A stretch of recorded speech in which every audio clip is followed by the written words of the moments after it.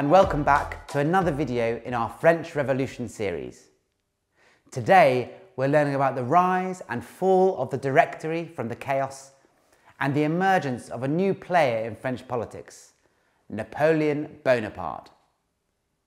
Before we start, I'm sure you all know when the French Revolution began, 1789.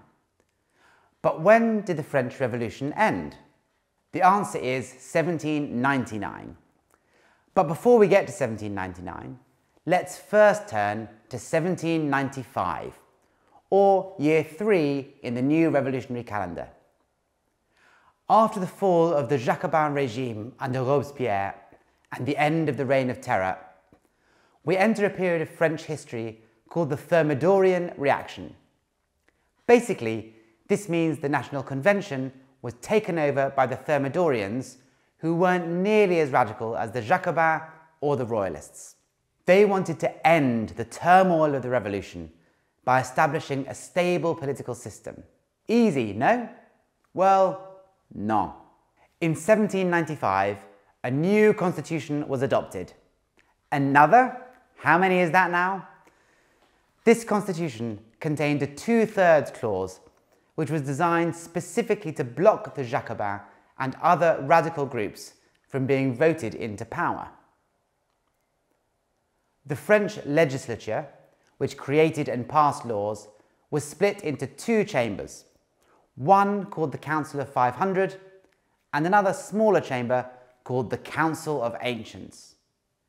These 2 chambers then chose 5 men who would form a council that would run and govern the country. This executive was called the Directory and was made up of 5 directors. These 5 directors governed France between 1795 and 1799. It wasn't that democratic, but they wanted stability above all else. Did they succeed? Well, no.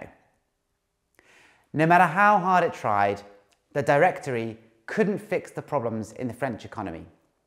It introduced a new currency and even invested in industry. However, grain prices remained high and living conditions in the cities and the countryside remained hard for the common people, meaning riots continued. One area in which the Directory met with success was foreign policy, though this came back to bite them. Under the leadership of a talented young commander called Napoleon Bonaparte, the French armies conquered huge swathes of land in Italy, Spain, Germany, and even a campaign, albeit a disastrous one, in Egypt. However, at home, the Directory faced a number of plots to take power. In 1795, the sans-culottes tried and failed to stage a coup to take power, known as the First Prairial. Then, in October 1795, Royalists launched a counter-revolution. However, thanks to, guess who? Napoleon Bonaparte, this attempt to seize power failed. 6,000 troops commanded by Napoleon faced 30,000 Royalists, many of whom were French civilians. Not deterred, Napoleon lined up his cannons and fired. The coup of 13 Vendémiaire was over. Next was the so-called Babeuf conspiracy in 1796, a plot organised by a Jacobin called Gracchus Babeuf, which was supported by the sans-culottes and other left-wing radicals in Paris. When the Directory heard about these plans to stage another coup, they arrested and executed Babeuf in April 1797. Le fin? Well, no. There was relative peace for several years until year 8, or 1799, when Napoleon Bonaparte returned to Paris after his unsuccessful campaign in Egypt.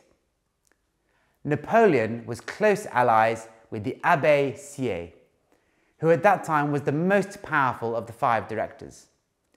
But Sieyès wasn't happy with how the Directory was running the show. He saw in Napoleon an opportunity to seize power once and for all and end the instability which the revolution had caused in France. On the 18th of Brumaire, Napoleon Bonaparte stormed into the building where the Council of 500 was meeting and attempted to seize power. This triggered a violent confrontation in which Napoleon was allegedly assaulted. His troops stormed into the chamber and took control. This finished the Directory, which was replaced by the Consulate. 3 men, known as consuls, now ran France. But the first consul and the true leader of the country was none other than Napoleon Bonaparte. In 1802, he declared himself first consul for life, which isn't really what the revolution had in mind back in 1789. Just over 10 years after the storming of the Bastille, the French Revolution ended.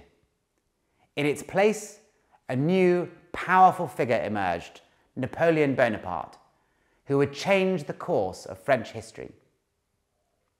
More about Napoleon Bonaparte in the next video. You've been learning about the rise and fall of the Directory with MVA. Thanks for watching.